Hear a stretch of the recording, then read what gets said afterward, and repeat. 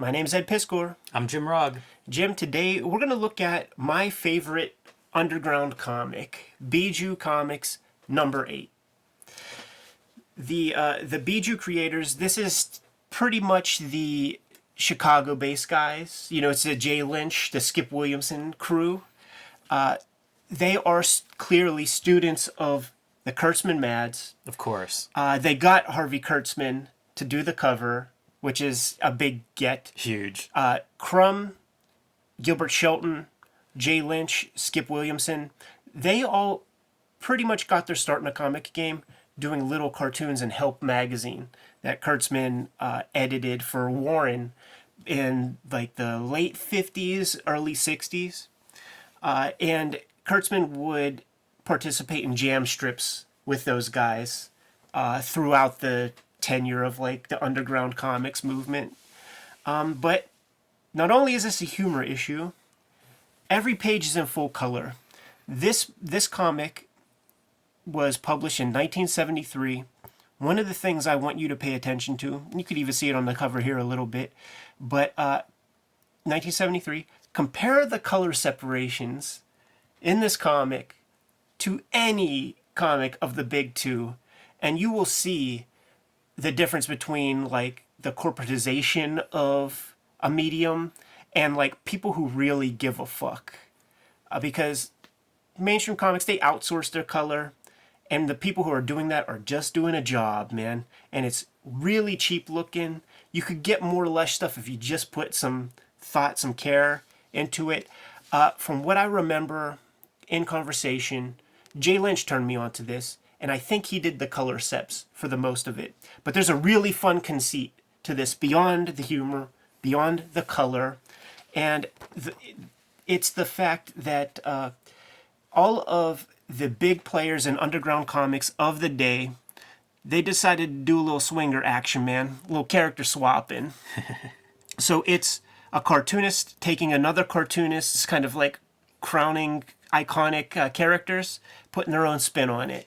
It's genius. One of the things that I think brings like the corporate characters to life, the Spider-Mans, the Batmans, is having different artists interpret them. And so it's perfect to take these comics where it's like everybody owns their own stuff. So it's just Gilbert Shelton's Freak Brothers that we see. So to get to see Jay Lynch do them, it really does add a different quality. And talk about surreal. If you think of these as underground comics, and you think, I associate underground comics with a certain drug movement. Right. You open this page, these characters sort of, but they don't usually look like this. It's perfect. It's amazing. Yeah. This is a comic lover's kind of like porn, man. Every strip is formatted like the classic Mad comics with the kind of Ben Oda format of typography at the top, big introductory caption with, the Ben Oda style title lettering. Beautiful title lettering too. Very simple in a lot of ways, but the small detail choices, breaking the border on each side from a compositional standpoint, it's great. It's as big as that title lettering can possibly be, which is what you want with a title. It's brilliant and totally simple. So look at the lush color, Jim. You can't see the dots of the separations, What do you know about that, Ed? Is he using a technique? Is it like... I am quite sure that it's 4-color. Yeah. It's just they used finer screens, You mentioned Chicago, and the first place my head goes is the Harry who had spent, a couple of years right before this doing these color comic books. So I wonder if they were seeing that and if they were thinking in those terms, like, oh yeah, we could be doing it. I know how to do color separations, Jay. Like, why aren't we doing color? Why don't we do a color issue? I just noticed a crazy detail that's sort of like lost to the ages. Your parents probably have it. Mine certainly do. But like, he has that. Yes. He has that vaccine scar that our parents have, man. That. Are you old enough for that I shit? don't have that, but my parents, my aunt, uncle, I do know that. I recognize that and would never have picked that up on my own. But Jay Lynch, man, is a proponent of like, he's like from the elder school, man. So he has the chicken fat. And the chicken fat, the idea is how many jokes can you cram in per square inch, man? So it's like, cigar nose, but then it's like the Goodyear blimp nose. It's funny. Even the little classic, like animate the head, have multiple of the same face and head to show movement within a panel. And look at the little rat bones. Of course. With Mickey Mouse pants. Fat Freddy's cat eating Mickey Mouse. You couldn't do a Freak Brothers strip if you didn't do like the Fat Freddy's cat kind of strip at the bottom, and this is giving you a little bit of some Charles Schultz action as well, man. Speaking of the chicken fat, like look at the characters in the foreground here. Great coloring, but like a who's who of underground characters there. Yeah, man, we got the Snoid from Sheboygan, S. Clay Wilson's Checkered Demon, Trashman, and Mr. Snatcherel. Wow. Very awesome. Great coloring too. They go outside and it's blues and purples and cool colors. Pretty impressive for guys who don't usually work in color. At least not in comics interiors. This is a fun one, and it's William Stout doing Sammy Snoot, the Skip Williamson character. That's his character right here. But it's William Stout. Yeah, that's interesting. And so he's coming in from the outside. Like, I don't know that he has a character that he could trade off with these other guys. But any Bill Stout comics that are out, like, I'm happy to get my hands on, man. That is, it's an interesting lineage in Chicago because we know guys like Chris Ware, Dan Clowes lived there, Ivan Brunetti, like, they rub elbows with these other cartoonists who you think of as like, okay, those are alternative cartoonists, and then you have like the Jill Thompsons and this other group, but it seems like they all know each other, they all intermingle in a way that isn't true everywhere. Like Bill Stout, I think he's a California cat through and through, but he had his like little tenures like in the underground, very hip artist in the 70s, man. I think he did the cover he might have done the cover to Animal House. Maybe. I think so. Maybe not. But he did Rock and Roll High School. And Russ Manning assistant. Like the dude Wow. He's got a big career, That's some man. range. Yeah. And you could see, like, if you're a student of the Kurtzman comics, you could see this is like that little mole guy. The storytelling is so, like, this is so Mad Magazine, Yeah. Kurtzman-esque kind of. They all held it together, animation. you know? They all held it together. Usually, like, these guys, they go off, they do their own shit. But, you know, they held the stuff together. They really did. They nailed the lettering stuff. This is right out of that Mad Magazine lettering style. And I always loved in Mad whenever they would kind of co-opt the newspaper strip characters. Yeah, there's a great Mad special that's all the comic strips. So the next one is Skip Williamson doing Robert Crumb's Mr. Natural. And that's a Wally Wood kind of character right there. Skip Williamson, for a time, he was art director at Playboy magazine, maybe even around this time, and would get these guys jobs over at Playboy here and there. This is an interesting one, man, because there was like one issue of Hungry Chuck Biscuits. I don't think there was a second issue. I don't even remember the cartoonist's name, but I guess Dennis Kitchen probably published Hungry Chuck Biscuits, Right. had high hopes for it. These look good, man. All of these strips look great. Dennis Kitchen's a great cartoonist, man. Like I like the looks of his stuff, man. It's just like he seems like I don't know the guy that well, but just like looking at his career from a distance, Yeah. It feels like the classic cliche of like the Berkeley hippie who grows up and becomes fucking super capitalist. Love the silhouettes. And this sequence, imagine being asked to draw that. That's a tough sequence to put into a strip smoothly. Right. It's a classic move. We've all done it on the playground or had it done to us. Right. But man, it's perfect for a 3-panel strip sequence. So that, and look, man, he's even playing Yeah. with some fourth wall stuff, which Right. is like a trope of the Very Kurtzman, Kurtzman-esque. Kurtzman Mads. Even Kurtzman anything, like a lot. That's a line that goes through a lot of his comics. True. Like Fourth Wall and Meta. True. I don't know this cartoonist with the last name Dale, but clearly doing some Von Baudet stuff. Yeah, Von Baudet and But the cartoonist is good, man. You know, pulls it off.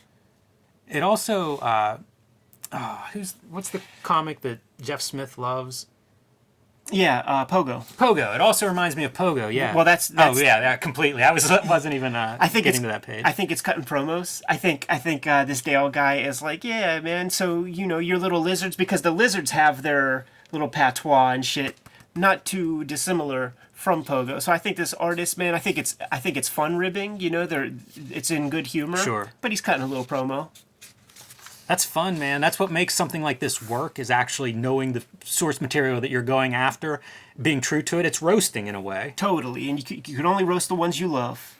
Robert Crumb does Jay Lynch's Nard and Pat here. Wow, that's Robert Crumb. Yeah. That's interesting to see him sort of restraining his style a little bit too, to get that style reference as well. When Crumb would do those jam comics with Aileen, he in captions would like point out her abuse of like light source and stuff, like, you know, of essentially bad drawing.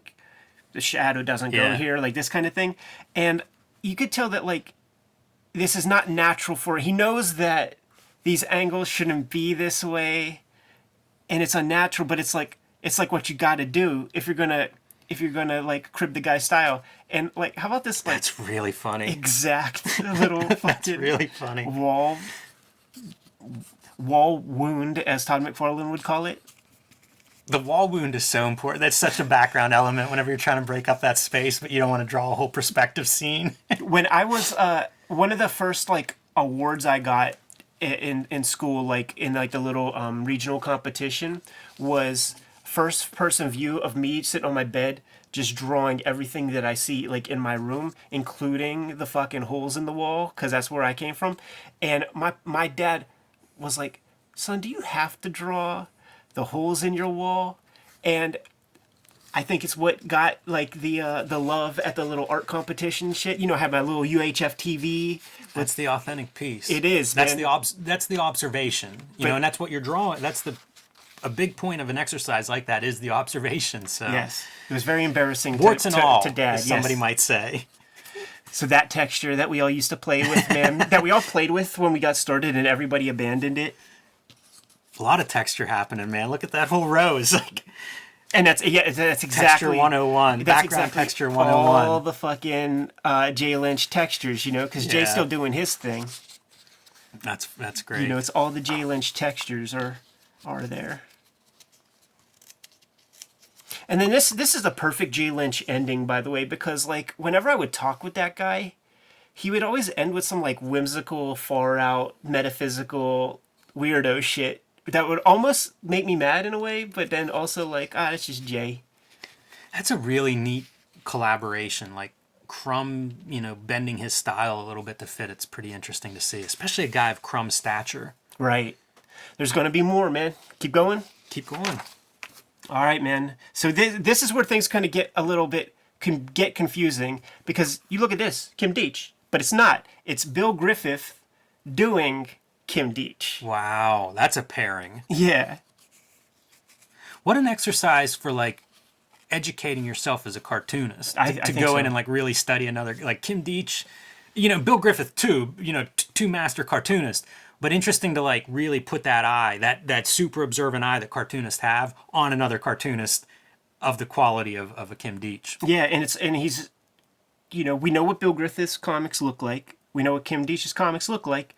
And so like Griffith is pulling in all the tropes and really trying to even like get the lettering down. I love it, man. I love it. I've done stuff where I've done, you know, sort of like really imitate a guy. And it's cool to see those details in the lettering and everywhere.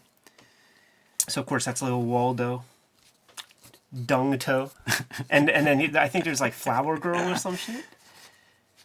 What an issue this is. So this is the Bill Griffith. So it's like rap battling, man, because Kim Deitch has to respond. You know, we got the Kim Deitch doing the Bill Griffith. Wow.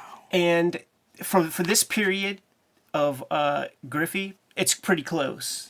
You know, like the more mature Griffey's work gets, the more kind of noodling and stuff gets in there, man. But this is pretty close. I'm trying to think of Griffith's stuff that I would see back then. I'm trying to think if it would be like arcade or something, where you would see hints of this era of his. Yeah. There would be like Young Lust. You would find that stuff, man, and not too different from what we're seeing right here, but then you look and it's like, I see some Kim Deitch eyes here. There's definitely some Kim Deitch. I see it like in the pants a little bit there, the figure there. This seems like it would be up Kim Deitch's alley too, because like he's a guy who's looking at pop culture, and you know, if not Bill Griffith in particular, like looking at pop culture and what comes through there. So probably not that different from the way he interacts with the world. Just maybe a little bit of a different target. Dude, this comic is such a delight to me. All right, we got Justin Green doing the Checkered Demon, Checkered Cherub, man. So it's like, you know, it's pretty full on Justin Green. Yeah, I was gonna say probably maybe the furthest we've seen from like an S. Clay, you know, from a source material for this being S. Clay Wilson. Yeah, like this, and maybe the eyes are like the closest that you get. That's the other piece. You know, these are comedians doing impressions, and so like if you hear a comedian do an impression, it's usually they fixate on a detail or an aspect. So you can have several comedians do the same impression, and it's very different from comedian to comedian. And I think that's what you see on display here. Dig. You know, where it's like Green is focusing on certain elements or seeing certain pieces. It's like, okay, this is what I think of when I think of S. Clay Wilson. Yeah. Or this is what I think of and I can pull off. Because S. Clay Wilson, man, that's a tall order. You got to send your brain someplace dark, man. With some of those eviscerations, you're not coming back with all your body parts if you're doing it right. No, and like he's a virtuous drawer. You know, Yeah. like that kind of stuff can be really hard to try to pull off. I forget the name of That's that one so guy. weird because it's almost like you can see the Art Spiegelman. Yeah. Like this stuff reminds me a lot of some of the breakdowns strips. Yeah, and almost, yeah, it's like Ace. He had that character called Ace Hole, Right. and it feels like that. So he's cribbing something. Like it would make sense to me if it was somebody else cribbing him. Yeah, maybe this Will Murray guy, Willie Murray, is cribbing Spiegelman. I should have prepared a little bit more, actually. That's all right. This is the back matter. This is the Saturday Night Live sketch at like 10 till 1. Right. Here we're much more suited for this. Yes. So this is Spam. Jay Kinney doing Spain and Trina Robbins. That's really great. That's a good mashup to begin with, and it's a pretty good version of both. That's funny. Yeah, even down to like the vehicle and everything. Even the screen tones and Oh, stuff, for sure. man. That's pretty good. The lettering is right out of there. Yeah, super awesome. That's cool. Once again, man, these color sets are second to none. Yeah, production is really impressive. And Production gets to a certain point where it's like, it's technical. So like, you can't make a perfect piece of art, but from a production standpoint, you sort of can. right. And once you get to that level, it's like, that's a bit of a plateau. So this is damn impressive production-wise. Agreed, man. And like I said, for even the novelty of it pushes it ahead and makes it like one of my favorite underground comics of all time. We sign out with this piece by Ralph Reese, who was he did work in Wits End. He was an assistant to Wally Wood. The guy would go on later to draw like Valiant comics and shit like that. We just had a mailbag and I got some Eclipse Ralph Reese comic. That's what I thought you were going to pull out. Reese's Pieces, I believe, is the Eclipse anthology of his. And essentially what is happening here with all of this verbosity is this guy is saying a bunch of nothing, but the last word in every sentence is a title of one of the famous underground comics. That's fun. It's fun from a lettering standpoint, seeing all the logos. Pretty great. Yeah. You could have, if you ever find a issue of Skull, man, you want to definitely pick that one up. And certainly Despair and Bijou, you'll find in Slow Death. Slow Death, you'll find Corbin. Skull, you'll find Corbin. Despair and Bijou, you'll find Crumb and. I'm doing the checklist of like some of these I've never even seen. Like I don't know if I've seen a Smile or a Tough Shit. I don't know Moms. Yeah. Interesting. It's fun, man. It's a pretty good use for a back cover, in my opinion. Cover to cover, that's a hell of a book. Yes. As an object, it's pretty awesome. Last time I checked, you could find it fairly reasonably, man. $20 or less, I think. But I think it's worth having. Yeah, I'm gonna have to make sure I have a copy of this, because if I don't, I'm gonna need one before we post this episode. This right here, UCWA, is the closest we've ever gotten in comics to there being a union. And at this time, I think the artists would do pages for no less than like $25. And when I broke into the game, you would get published for the price of $0 per page. So Yeah, page rates are not a great indicator of the health of this industry, or maybe they're a very accurate indicator of the health of this industry. yeah, these guys were selling tens of thousands at a clip. You know, the bigger titles, the more voluminous, of course. UCWA, Underground Comics Workers Association, or Workers of America, something like that. Of America, yep. I wonder if that's connected to some of the print side too.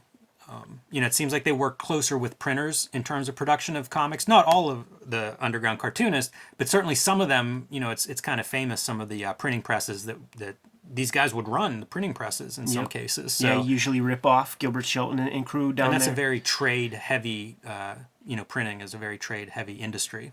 Great conversation from the Chicago Symposium that took place in like 2011, 2010. It was streamed online, and you might be able to find those videos. But there was a panel with Gary Panter was on the same panel as Robert Crumb. It was like they had a who's who of independent comics out there, and Gary Panter was talking about how he loves off-register color, and Robert Crumb almost fell out of his chair and started screaming like, "What are you talking about? We did everything we could to have like perfect, precise color. Like, and you colored off register. Like, I just can't. I can't get down with that." Man, like I said, it is a craft. It is a vocation. It is a real thing. It's a profession.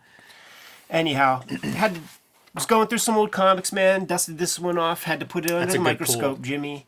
Kayfabers, in the meantime, like, follow, subscribe to the YouTube channel, hit the bell icon. We're going to notify you whenever new videos are available, and right now we're on that quest to get 20,000 subscribers.